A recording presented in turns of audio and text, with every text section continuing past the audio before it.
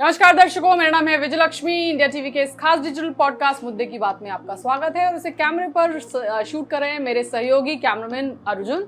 आज के इस पॉडकास्ट में बात करेंगे ममता बनर्जी की और कैसे ममता बनर्जी की जो पॉलिटिक्स है उसमें आज और कल के घटनाक्रम का आने वाली राजनीति में ये कैसे प्ले आउट होगा, इसी को जानने और समझने की कोशिश आज के पॉडकास्ट में करेंगे। तो आपको पता ही है कि ममता बनर्जी अपने भतीजे अभिषेक बनर्जी के साथ कल दिल्ली पहुंची थी। कल उन्होंने इंडिया ब्लॉक की मीटिंग को अटेंड किया और आज जो है उन्होंने मुलाकात की कांग्रेस पार्टी की पार्लियामेंट्री चेयरपर्सन जो है सोनिया गांधी।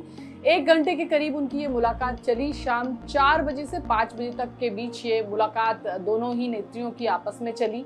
इससे पहले हालांकि कल का दिन जो था वो बहुत ही अगर आप कहें टीएमसी का जो है फॉलिंग आउट एक तरीके से, उसके लिहाज से कल हमने काफ़ी सारे डेवलपमेंट देखे। काकुली घोष जो हैं वो खुल कर के पहली बार कैमरे के सामने आई और उन्होंने फिर से दावा किया कि 20 सांसदों का समर्थन उनके पास है। हालांकि जो विपक्षी खेमा है, जो ममता बनर्जी का खेमा है, वो क्लेम कर रहा है कि 13 सांसदों की जो सपोर्ट है वो इनके पास है।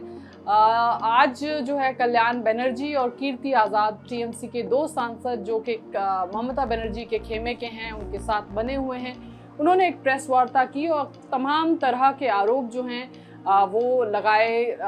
खास तौर से काकोली घोष दस्तेदार को लेकर उन्होंने कहा कि ममता बनर्जी के कसीदे नाम के कसीदे ये पढ़ रही थी जब चुनाव हो रहा था और इनको महत्वपूर्ण पद जो है वो पार्टी में दिए गए और अब एकदम से जो ये परिवर्तन हुआ है उसको लेकर के उन्होंने सवाल खड़े किए। बहरहाल जो ममता बनर्जी के साथ वाला खेमा है वो बार बार कह रहा है कि 20 जो सांसदों की बात की जा रही है दूसरे खेमे द्वारा, रिबेल खेमे द्वारा, उसमें कोई सच्चाई नहीं है।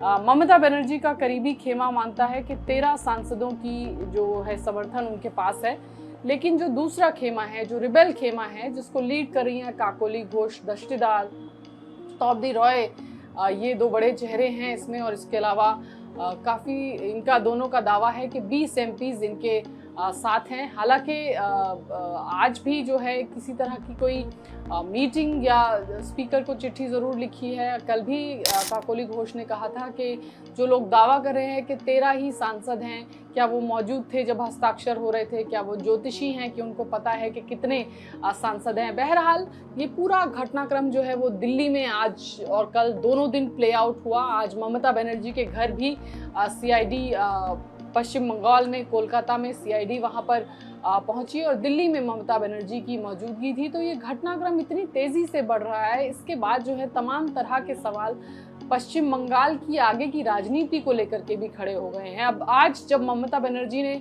सोनिया गांधी से मुलाकात की दिल्ली में, तो इस तरह के कयास लगाए जाने लगे कि क्या ममता बनर्जी मर्जर चाहती हैं कांग्रेस पार्टी के साथ, क्योंकि उनकी जो पार्टी है वो इतनी कमज़ोर हो गई है, वो ताश के पत्तों की तरह ढह रही है।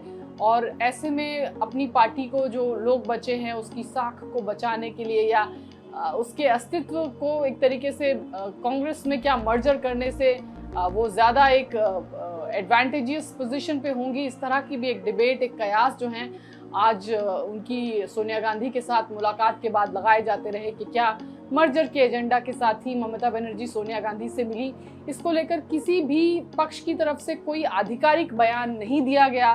टीएमसी के सूत्रों द्वारा ज़रूर कहा गया कि इंडिया ब्लॉक को स्ट्रॉन्ग और यूनाइटेड रखने के लिए जो है ये मुलाकात हुई, लेकिन क्योंकि 2 नेत्रियों के बीच की बैठक थी, इसमें क्या चर्चा हुई इसको लेकर के तो जानकारी बहुत ज़्यादा नहीं आई, लेकिन सूत्रों से जो छन कर जानकारी आई वो यही आई। बहरहाल कांग्रेस पार्टी की स्टेट यूनिट ज़रूर मानती है कि टीएमसी का जिस तरह से उसका विघटन पश्चिम बंगाल में देखने को मिल रहा है, वो भले ही नेशनल पॉलिटिक्स पे या इंडिया ब्लॉक के लेवल पर एक झटका हो कि एक पार्टी जिसके इतने सारे सांसद हैं और जो इंडिया ब्लॉक के कुनबे को और मजबूत करती है, अगर उसके सांसदों की संख्या कम हो जाएगी तो इंडिया ब्लॉक का जो साख है उस पर भी असर पड़ेगा। आपको याद होगा डीलिमिटेशन का जो बिल आया, वुमेन रिजर्वेशन बिल और डीलिमिटेशन बिल, वो इसीलिए विपक्ष जो है उसको डिफीट कर पाया क्योंकि डीएमके और टीएमसी जैसी राजनीतिक पार्टियों का समर्थन जो है वो इंडिया ब्लॉक के साथ था। तो नंबर के गेम में अब डीएमके ऑलरेडी जो है वो इंडिया ब्लॉक से अपने आप को बाहर कर चुकी है। उनके जो सांसद हैं उनकी संख्या ऑलरेडी इंडिया ब्लॉक का जो टोटल नंबर है उससे घट गई है। अब ऐसे में टीएमसी का भी नंबर घट जाएगा, तो ये इंडिया ब्लॉक के लिए ज़रूर सेटबैक होगा।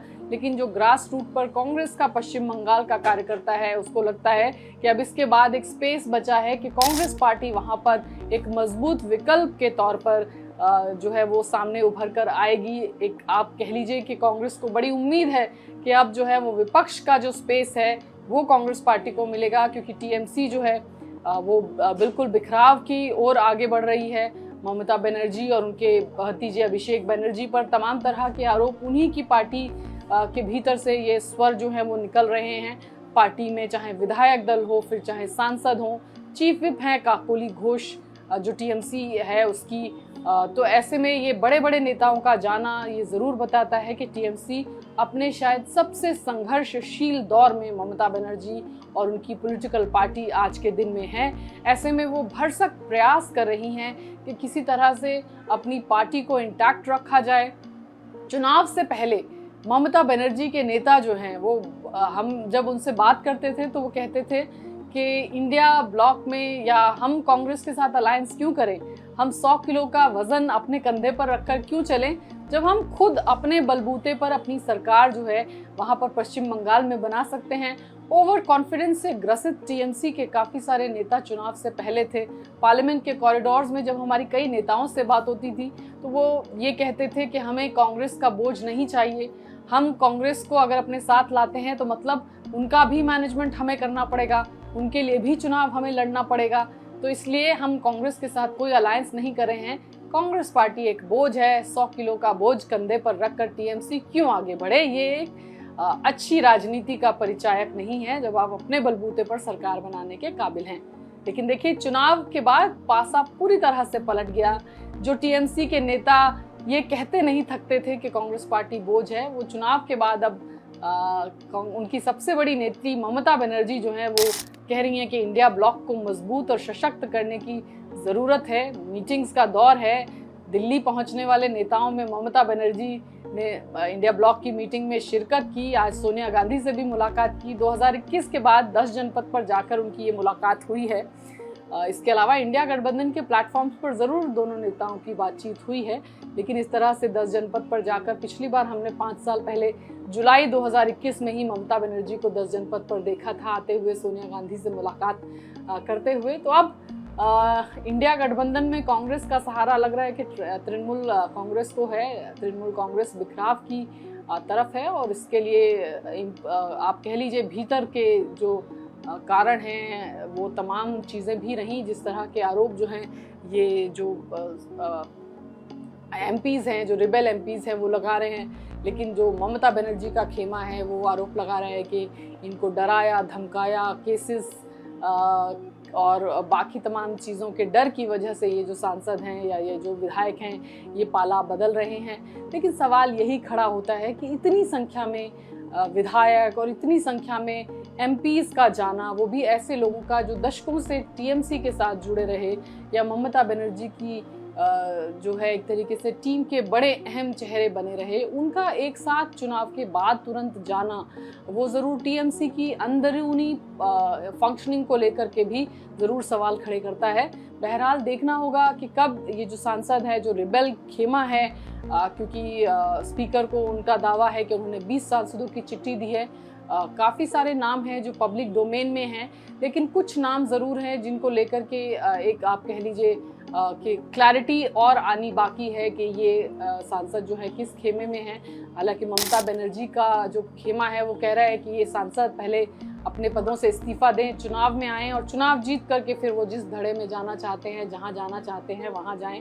अभी थॉट प्रोसेस यही है कि ये एनडीए का हिस्सा बन सकते हैं और पार्टी का विलय करने की बजाय ये एक अलग से एक गुट के तौर पर जो है वो संसद में रह सकते हैं, जो गुट जो है वो अलायन करेगा एनडीए के साथ। इस तरह का एक थॉट प्रोसेस जो है वो चल रहा है कि ये जो 20 सांसद अलग होंगे, इनको मान्यता जब मिल जाएगी एक अलग गुट के तौर पर, तो ये एनडीए के भीतर रहकर ही एक अलग गुट के तौर पर जो है अपनी फंक्शनिंग करेंगे। बहरहाल आने वाला जो संसद का सत्र है वो बेहद दिलचस्प होगा। सिटिंग अरेंजमेंट्स काफ़ी बदले बदले नजर आएंगे। डीएमके जो काफ़ी दशकों से कांग्रेस पार्टी की अलायंस पार्टनर रही दक्षिण भारत में, वो जो है वो अब कांग्रेस के साथ उनके सिटिंग जो है अरेंजमेंट होता था, लेकिन अब नए विकल्पों में, नए समीकरणों में उनका सिटिंग अरेंजमेंट जो है वो अलग होगा। हालांकि जो इंडिया ब्लॉक की मीटिंग हुई उसमें कुछ लोगों ने कहा कि डीएमके को इस तरह से पार्टी छोड़ करके नहीं जाना चाहिए था। सूत्र बता रहे हैं कि कांग्रेस ज़रूर चाहती थी कि टीवीके को लाया जाए इस अलायंस के भीतर, लेकिन डीएमके को लेकर के एक सिंपैथेटिक फैक्टर जो है वो अभी है इंडिया ब्लॉक की जो पॉलिटिकल पार्टीज़ हैं, और कुछ पार्टीज़ मानती हैं कि डीएमके को रीच आउट जो है वो किया जाना चाहिए। इस तरह से उनका छोड़कर जाना जो है वो ठीक नहीं है।